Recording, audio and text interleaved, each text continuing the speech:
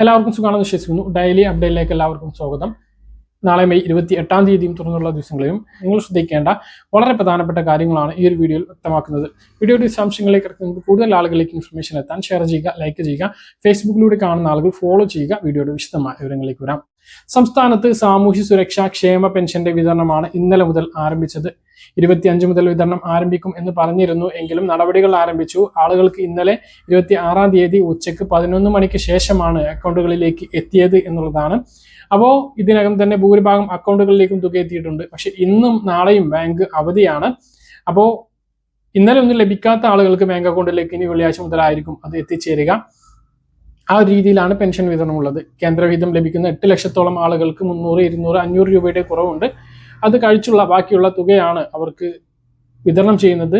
ആ ഒരു തുക 300, 500, 200 അത് ഒരാഴ്ചക്കുള്ളിൽ അക്കൗണ്ടിലേക്ക് വീണ്ടും അവരുടെ അക്കൗണ്ടിലേക്ക് ക്രെഡിറ്റ് ആകുന്നതാണ്. ഇതാണ് പെൻഷൻ വിതരണ നടപടികൾ ഇപ്പോൾ ആരംഭിച്ചിട്ടുള്ളത്. കയ്യിൽ പെൻഷൻ വിതരണത്തിന് ട്രഷറി മുഖാന്തരം സർവീസ് സഹകരണ സംഘങ്ങളിലേക്ക് ലിസ്റ്റും പണവും എത്തേണ്ടതുണ്ട്. ലിസ്റ്റ് എത്തിയിട്ടുണ്ടാകും. പണം ട്രഷറിയിൽ നിന്ന് മാറിയെടുക്കേണ്ടതുണ്ട്. പക്ഷേ ഇപ്പോൾ 2 ദിവസത്തെ ബാങ്ക് അവധി ആയതിനാൽ, പൊതു അവധി ആയതിനാൽ ട്രഷറി പ്രവർത്തിക്കാത്തത് കൊണ്ട് തന്നെ ആ ഒരു തുക എത്താനുള്ള ഒരു താമസമുണ്ട്. നാളത്തെ അവധിയും കൂടി കഴിഞ്ഞ് മറ്റന്നാൾ ബാങ്കുകൾ പ്രവർത്തിച്ചു തുടങ്ങുമ്പോൾ, ട്രഷറിക്ക് പ്രവർത്തിച്ചു തുടങ്ങുമ്പോൾ ആ ഒരു പണം അവരെടുത്ത് അതിന്റെ വിതരണം നടപടികൾ തുടങ്ങുന്നതാണ്. വെള്ളിയാഴ്ച വൈകുന്നേരം മുതൽ വിതരണം ആരംഭിച്ച് ഞായറാഴ്ചയ്ക്ക് ആകുമ്പോഴേക്കും പൂർണ്ണതോതിൽ കയ്യിൽ പെൻഷൻ വിതരണം പൂർത്തീകരിക്കുന്ന തരത്തിലുണ്ടാവും.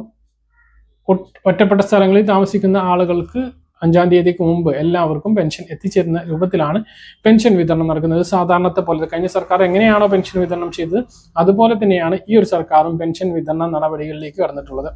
ഇതോടൊപ്പം പറയാനുള്ളത്, കെട്ടിട നിർമ്മാണ തൊഴിലാളി പെൻഷൻ ഈ മാസം ഇല്ല എന്നാണ് നമ്മൾ അന്വേഷിച്ചപ്പോൾ അറിയാൻ കഴിഞ്ഞിട്ടുള്ളത്. അടുത്ത മാസം ഒരു ഗഡു ഉണ്ടാകും എന്നാണ് പറയുന്നത്. കുടിശ്ശികയുടെ കാര്യം ഇപ്പോൾ വ്യക്തമല്ല.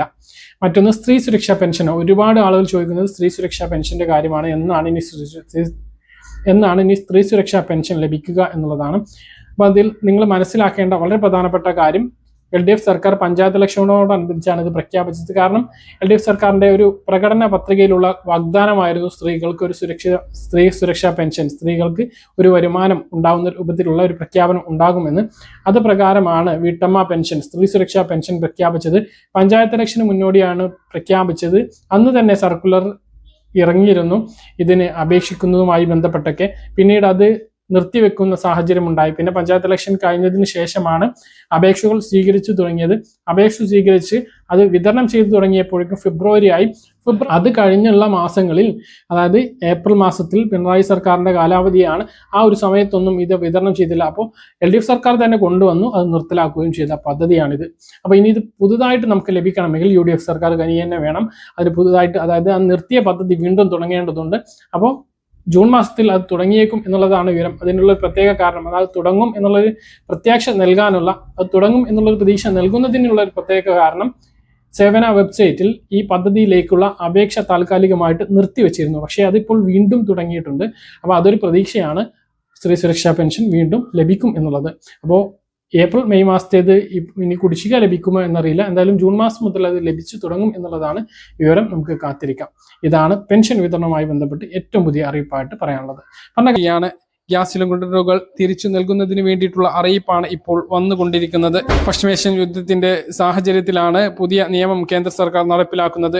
നിലവിലെ ഗ്യാസ് സിലിണ്ടറുകൾ തിരിച്ചു നൽകാൻ നിങ്ങൾക്ക് സന്ദേശം ലഭിച്ചിട്ടുണ്ട് എങ്കിൽ ഓർക്കുക, പുതിയ പരിഷ്കരണത്തിന്റെ ഭാഗമായിട്ടാണിത്.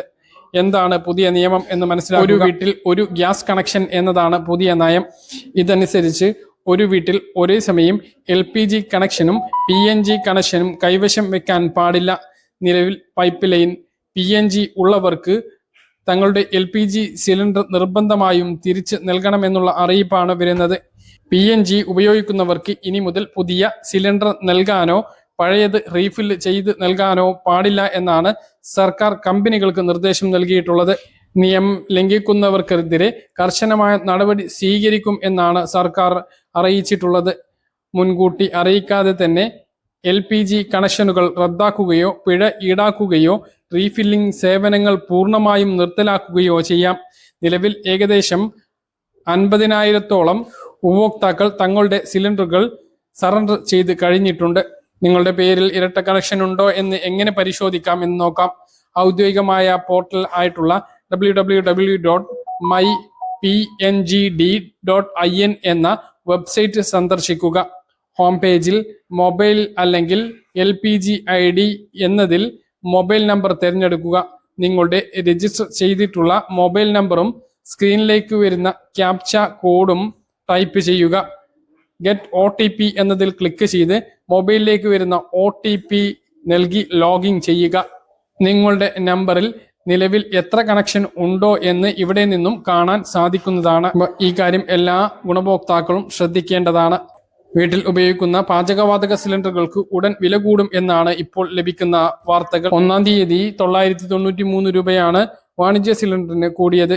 ഇതിന്റെ അടിസ്ഥാനത്തിൽ ഇന്ന് മെയ് 6-ാം തീയതി സംസ്ഥാനത്ത് ഹോട്ടലുകൾ അടച്ചിട്ട് പ്രതിഷേധിച്ചിരുന്നു. ഗാർഹിക സിലിണ്ടറുകളിൽ വിതരണക്കാർ വലിയ തട്ടിപ്പാണ് ഇപ്പോൾ നടത്തിക്കൊണ്ടിരിക്കുന്നത്. ഏതെങ്കിലും ഒരു പ്രദേശത്ത് നിന്നുകൊണ്ട് ഗുണഭോക്താക്കളോട് അങ്ങോട്ട് വരാൻ ആവശ്യപ്പെടുകയും വിതരണത്തിന് ആവശ്യമായിട്ടുള്ള ചാർജ് പൂർണ്ണമായും വാങ്ങുന്ന സ്ഥിതിയുണ്ട്. നിലവിൽ വീടുകളിൽ ഉപയോഗിക്കാൻ ആവശ്യത്തിലേറെ സിലിണ്ടറുകൾ ലഭ്യമാണ് എന്നിരിക്കെ അനാവശ്യമായ ഭീതി ഉണ്ടാക്കാൻ ക്ഷാമം കൃത്രിമമായി വിതരണക്കാർ ഉണ്ടാക്കുന്നു എന്ന ആക്ഷേപമുണ്ട്. വിതരണ ഏരിയകളിൽ ചെല്ലാതെ ചില ഏജൻസികളിലെ വിതരണക്കാർ മാത്രം ചില പ്രദേശങ്ങളിൽ നിന്നുകൊണ്ട് അവരുടെ വാഹന ചിലവും ഡെലിവറി ചെയ്യുന്ന ജോലിയും ഒഴിവാക്കുന്നതോടൊപ്പം തന്നെ അനധികൃതമായ ഡെലിവറി ചാർജും ഈടാക്കുന്നു. ഇതിനെതിരെ പരാതി ഉണ്ട് എങ്കിൽ അത് അറിയിക്കേണ്ടതാണ് എന്നും ഓർമ്മിപ്പിക്കുന്നു. ഈ ഒരു സമയത്ത് കരിഞ്ചന്തയിൽ ഗ്യാസ് സിലിണ്ടറുകൾ വിൽക്കുന്നത് കണ്ടാലോ, ബുക്ക് ചെയ്യാതെ അധിക തുക കൊടുത്ത് നിങ്ങൾക്ക് ഗ്യാസ് സിലിണ്ടറുകൾ തരാം എന്ന് പറഞ്ഞാലോ, അല്ലെങ്കിൽ നിങ്ങൾ ബുക്ക് ചെയ്ത സിലിണ്ടറിന് ഡെലിവറി ചാർജ് എന്ന പേരിലോ ഇപ്പോഴത്തെ സാഹചര്യത്തിൽ അധിക തുക മേടിക്കുകയാണ് എങ്കിലോ ഈ നമ്പറുകളിൽ പരാതിപ്പെടാവുന്നതാണ്. നിങ്ങൾക്ക് ഓരോ ഗ്യാസ് സിലിണ്ടറിനും വരുന്ന തുക 921 രൂപയാണ് ശരാശരി വില. ഡെലിവറി ചാർജ് 5 കിലോമീറ്ററിന് പുറത്ത് 20 രൂപ മുതൽ മാക്സിമം 60 രൂപ വരെയാണ്. അത് 45 കിലോമീറ്റർ വരെ വരും. അതായത് മിക്ക ആളുകൾക്കും ഡെലിവറി ചാർജ് ആയി നൽകേണ്ടി വരുന്നത് 20-30 രൂപയാണ്. പക്ഷെ 100-150 ഈ സാഹചര്യത്തിൽ 250 രൂപ വരെ അധികമായി വാങ്ങുന്നുണ്ട് എന്നുള്ള റിപ്പോർട്ടുകളുടെ അടിസ്ഥാനത്തിലാണ് ഇപ്പോൾ ഇങ്ങനെയൊരു പരാതി നമ്പറുകൾ ഓരോ ജില്ലയിലേതും നൽകിയിട്ടുള്ളത്. അതുകൊണ്ട് തന്നെ ഓരോ ജില്ലയിലെയും നമ്പർ എല്ലാവരും നോട്ട് ചെയ്ത് വെക്കുക.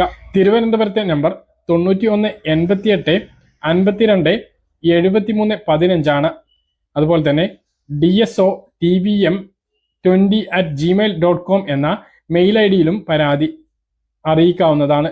ഇത് തിരുവനന്തപുരം ജില്ലയിലേതാണ്.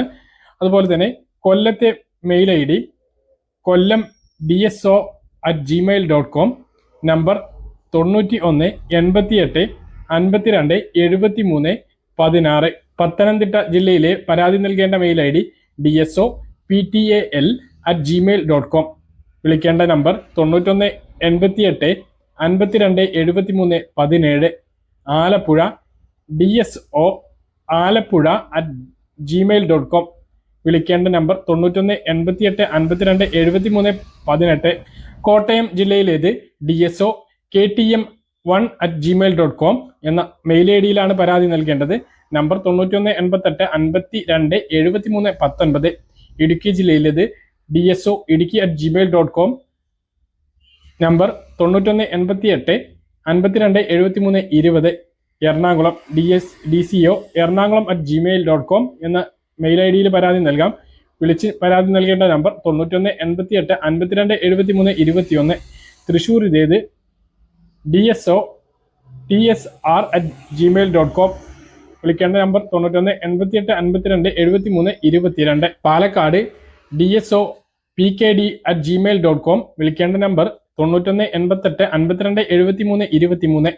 മലപ്പുറം DSO-MPM@gmail.com. വിളിക്കേണ്ട നമ്പർ 9188 52 73 24.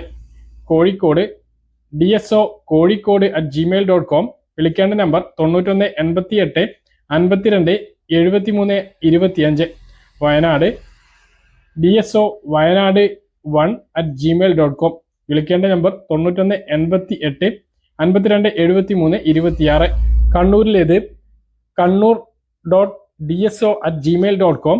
വിളിക്കേണ്ട നമ്പർ 91 88 52 73 27. കാസർഗോഡ് DSOKSD@gmail.com 91 88 52 73 കാര്യങ്ങൾക്ക് ചുറ്റുമാറ്റം കരുതുന്നു. ഇതുപോലുള്ള ഇൻഫർമേഷൻ ലഭിക്കാൻ ചാനൽ സബ്സ്ക്രൈബ് ചെയ്യുക, ബെൽ ഐക്കൺ എനേബിൾ ചെയ്ത് വെക്കുക. മറ്റൊരു വീഡിയോ കാണാം. ദൂരെ ബൈ.